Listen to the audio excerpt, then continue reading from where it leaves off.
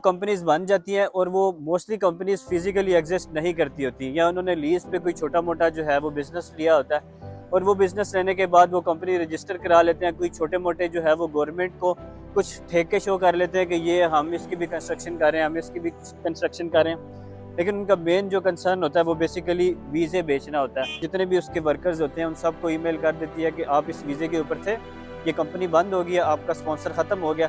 जब आपका स्पॉन्सर ख़त्म हो गया तो आपको नया स्पॉन्सर जो है वो ढूंढना पड़ेगा।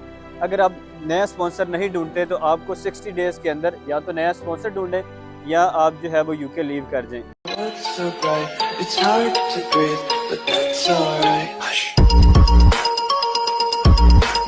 अस्सलाम वालेकुम। इस टाइम मैं उस जगह पे खड़ा हूँ जहाँ पे जब मैं यूके लैंड किया था तो मेरी जर्नी स्टार्ट हुई थी। ये है लूटन का इलाका, जिसको मिनी कोटली भी कहते हैं, क्योंकि यहाँ पे कोटली आज़ाद कश्मीर से बहुत सारे लोग आके जो है वो बस गए हैं और उन्होंने बहुत सारी अपनी शॉप्स वगैरह डाल ली हैं और बहुत अच्छा जो है वो बिज़नेस यहाँ पे कोटली वालों का चल रहा है। लेकिन मुझे एक शिकायत है उनसे कि वो नए आने वाले बंदों को बहुत ज़्यादा डीमोटिवेट करते हैं और जॉब्स में यहाँ पे काफ़ी लोगों को दिक्कत है। भी लोग जो यूके में आमतौर पे मुझे कहते थे कि हमजा भाई जॉब्स नहीं मिल रही, मेरे पूछने पे आमतौर पे दो ही उनके जवाब होते थे, या तो वो लूटन होते थे तो या वो लंदन के किसी इलाके में रहते होते थे। तो बेसिकली मैंने कहा आज लंदन जाते हैं और जाके यहाँ पे जॉब्स के हालात देखते हैं और जो नए स्टूडेंट्स हैं उनसे मुलाकात करते हैं और पूछते हैं कि यार लंदन और लूटन के अंदर जॉब्स के हालात इस टाइम पे किस किस्म के हैं। कुछ लोगों से मुलाकात करने के बाद मुझे ये रियलाइज़ हुआ कि यार डिप्रेशन का माहौल थोड़ा सा कंपेरेटिवली हमारे इलाके से ज़्यादा है, यानी मैनचेस्टर साइड से कंपेरेटिवली यहाँ पे डिप्रेशन ज़्यादा है लोगों के अंदर। उसकी रीज़न ये है कि यहाँ पे जो पुरानी कम्युनिटी है वो नए आने वाले बंदों को बड़ा डिप्रेस करने की कोशिश करती है, उनको यहाँ के लॉज से डराती है और यहाँ जॉब से भी उनको डराती है और काफ़ी जो है वो लोगों को यहाँ पे मसले मसाइल हैं। दो तीन स्टूडेंट्स हमें मिले हैं, एक कुछ फ़ीमेल स्टूडेंट्स भी मिली हैं। फ़ीमेल स्टूडेंट्स के मुताबिक यहाँ पे जॉब्स की सिचुएशन इतनी भी बुरी नहीं है और इतनी अच्छी भी नहीं है। उनके मुताबिक वो यहाँ पे सेटिस्फाई थी, जैसे ये भाई जो है वो यहाँ पे सेटिस्फाई हैं, तो इसी तरह जो है वो भी यहाँ पे सेटिस्फाई थी। उनके मुताबिक अगर आप पाकिस्तान में भी किसी एक सिटी से दूसरे सिटी में जाएँ तो आपको नए सिरे से जो है वो स्ट्रगल करनी पड़ती है, तो वैसे ही स्ट्रगल यहाँ पे भी आके आपको करनी पड़ेगी। लेकिन कुछ हमें लोग यहाँ पे वर्क परमिट वाले भी मिले और उनको मैंने बड़ा कहा कि आप वीडियो में आ जाए, लेकिन वो वीडियो में नहीं आना चाह रहे थे। उनकी स्टोरी मैं आपसे शेयर कर दूं। वो बेसिकली कंस्ट्रक्शन का वीज़ा यहाँ पे लेके आए थे, किसी कंस्ट्रक्शन कंपनी का था। अब कंस्ट्रक्शन कंपनी में ये होता है कि यहाँ पे बहुत सारे लोग जो है वो अपनी कंपनीज बनाते हैं कंस्ट्रक्शन की, और बाकी वो कंपनीज बन जाती हैं और वो मोस्टली कंपनीज फिजिकली एग्जिस्ट नहीं करती होती, या उन्होंने लीज पे कोई छोटा मोटा जो है वो बिजनेस लिया होता है और वो बिजनेस लेने के बाद वो कंपनी रजिस्टर करा लेते हैं। कोई छोटे मोटे जो है वो गवर्नमेंट को कुछ ठेके शो कर लेते हैं कि ये हम इसकी भी कंस्ट्रक्शन कर रहे हैं, हम इसकी भी कंस्ट्रक्शन कर रहे हैं। लेकिन उनका मेन जो कंसर्न होता है वो बेसिकली वीज़े बेचना होता है। अब हुआ उनके साथ क्या कि वो वीज़ा लेके कंस्ट्रक्शन कंपनी के आ गए, तकरीबन 15 से 20 हज़ार पाउंड उनको उनसे कंपनी ने लिया। बाकी IHS की फ़ीस उन्होंने जमा कराई, हेल्थ इंश्योरेंस जो होती है, और उसके बाद वो तकरीबन आज से 5-6 महीने पहले यूके आ गई और यहाँ लुटन में उन्होंने रहना शुरू कर दिया। अब कंपनी से बार बार कहने के बावजूद कि हमें जॉब दें, हमें जॉब दें, कंपनी ने कहा कि भाई हमारे पास सीधी बात है, काम नहीं है, हमारा जो भी वर्क परमिट है वो विदाउट जो है वो जॉब है, जॉब हम जो है वो वहाँ पे नहीं दे सकते आपको। तो अब मसला ये हुआ कि जब कंपनी के अंदर पास जॉब नहीं होगी, आप जॉब करेंगे नहीं तो आपका कोई पे रोल नहीं चलेगी, आपकी कोई सैलरी स्लिप्स नहीं होंगी। जब आपकी सैलरी स्लिप्स नहीं होंगी तो डेफिनेटली एक टाइम आएगा कि आपको होम ऑफिस ज़रूर पकड़ेगा। अगर अभी नहीं भी पकड़ रहा, जो लोग इस वीज़े के ऊपर हैं, पे रोल्स वगैरह या सैलरी स्लिप्स वगैरह नहीं चल रही, तो उनको अभी अगर होम ऑफिस नहीं पकड़ रहा तो आने वाले टाइम के अंदर ज़रूर पकड़ेगा।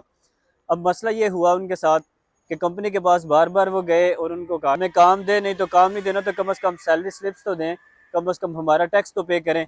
तो कंपनी ने साफ सीधा कहा कि भाई हमने जितने वीज़े बेचने थे हमने बेच दिए हैं, हमारे साथ आपका कोई कॉन्ट्रैक्ट नहीं था कि हम आपको काम भी देंगे। तो अब तो हम भाई अपनी कंपनी को डिफ़ॉल्ट शो कर रहे हैं, अब आप जाने और होम ऑफिस जाने। अब हुआ ये कि कंपनी डिफ़ॉल्ट हो गई। कंपनी डिफ़ॉल्ट जैसे ही होती है तो ऑटोमेटिकली होम ऑफिस जो है वो जितने भी उसके वर्कर्स होते हैं उन सबको ईमेल कर देती है कि आप इस वीज़े के ऊपर थे, ये कंपनी बंद हो गई है, आपका स्पॉन्सर ख़त्म हो गया। जब आपका स्पॉन्सर ख़त्म हो गया तो आपको नया स्पॉन्सर जो है वो ढूंढना पड़ेगा। अगर आप नया स्पॉन्सर नहीं ढूंढते तो आपको 60 डेज़ के अंदर या तो नया स्पॉन्सर ढूंढें या आप जो है वो यूके लीव कर जाएं। अब ये बहुत सारे लोग हैं, हर आए दिन जो है वो परमिट वालों की ये कहानी हमें सुनने को मिलती है। बहुत सारे लोग मुझे ये कहते हैं कि हमजा भाई वर्क परमिट दिला दें, वर्क परमिट दिला दें। अब ये जितने भी वर्क परमिट इस तरह दिलाने वाले हैं ना, ये सारे के सारे तकरीबन ऐसे ही हैं। कोई हो सकता है कि आपका बहुत ही करीबी किसी कोई बंदे ने आपको जो है वो दिया और वो आपके साथ इंसाफ करे और आपका जो वर्क परमिट है, आपका टैक्स है, आपकी सैलरी चलाता रहे अगर जॉब नहीं है।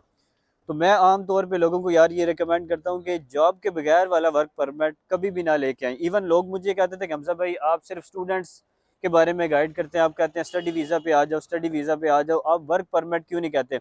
आम तौर पे लोग ये सोचते हैं कि जितने पैसे यार इसके ऊपर लगाने हैं स्टडी के ऊपर, इतने ही का वर्क लें, काम भी करें और अपने पैसे भी कमाएं और ILR रूट पे भी जाएं, स्टडी पे जाने की क्या ज़रूरत है।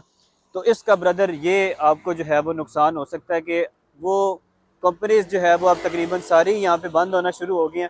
तो अगर आप अभी भी इस किस्म के किसी वीज़े का प्लान कर रहे हैं तो मेरा आपको मशवरा ये है, एक दफ़ा नहीं 10-15 दफ़ा सोच लें, क्योंकि बहुत सारे लोग जब वर्क परमिट की बात आती है तो बहुत सारे लोग फैमिली को साथ लेके आते हैं। तो इसका ये मतलब है कि वो घर गाड़ी जो भी उनकी प्रॉपर्टी होती है वो सारी सेल आउट करके आते हैं। तो आपने ऐसा स्टेप लेने से पहले 100 दफ़ा नहीं 1000 दफ़ा सोचना है, क्योंकि वर्क परमिट जो इस तरह कंपनीज बेचती हैं वो सारे का सारा स्कैम होता है। अब आपको जो है वो यहाँ पहुँचने के बाद अगर कंपनी जो है वो बंद हो जाती है तो फिर वो आपके लिए जो है वो बड़ा मुश्किल आपके लिए पेश आ सकती है। तो होशियार रहें, अगर आपने वर्क परमिट लेना भी है तो किसी ऐसे बंदे से लें जो वाकई आपका जानने वाला और उसके प्रॉपर जो है वो यहाँ पे बिजनेस हो। अदरवाइज़ मैं रिकमेंड नहीं करूँगा। आप स्टूडेंट वीज़े के ऊपर आ सकते हैं। आजकल मास्टर्स इन रिसर्च के बहुत सारे लोग जो है वो डिपेंडेंट के साथ आ रहे हैं। अगर आप डिपेंडेंट के साथ UK आना चाहते हैं मास्टर इन रिसर्च में, तो मेरा स्क्रीन के ऊपर आपको एक नंबर शो हो रहा होगा, आप इसके ऊपर मेरी टीम से कॉन्टैक्ट कर सकते हैं। आपको थ्रू आउट द प्रोसेस सारी जो है वो हमारी तरफ से सपोर्ट मिलेगी और किसी किस्म के इसके हमारे कोई चार्जेस नहीं है, क्योंकि हम बेसिकली यूनिवर्सिटी के ऑफिशियल पैनल के ऊपर हैं। मोस्ट इंपॉर्टेंट बात कि ये वो जगह है जहाँ से मेरी जर्नी स्टार्ट हुई थी। मैं अभी भी जब यहाँ पे आता हूँ तो अपना वो डिप्रेशन वाला दौर जो है वो मुझे याद आता है और मैं वो हर उस गली में वो डिप्रेशन महसूस करता हूँ जो मैं आज से तकरीबन 3 साल पहले महसूस करता था। तो अगर आप लूटन में रहते हैं और यहाँ आने का प्लान कर रहे हैं और डिप्रेशन के अंदर हैं, तो मेरी एक एग्जांपल ले लें कि मैं इस कंट्री के अंदर जब आया था, मैं लूटन में तो एक रेस्टोरेंट के अंदर 5 पाउंड पे काम कर रहा था, लेकिन अब शायद UK के सबसे महंगे रेस्टोरेंट के अंदर आज हमने खाना खाया। उसकी रीज़न ये है कि टाइम बदलता है, मेरा भी बदल गया था, आपका भी बदल जाएगा। बस ये है कि कोशिश करें, मेहनत कोशिश जारी रखें और लीगल वेज़ इख्तियार करें, कोई भी इलीगल वे और शॉर्टकट्स इस्तेमाल ना करें। आज की वीडियो में इतना ही। मज़ीद इसी किस्म की वीडियोज़ बनाते रहेंगे। बहुत शुक्रिया। खुदा हाफ़िज़।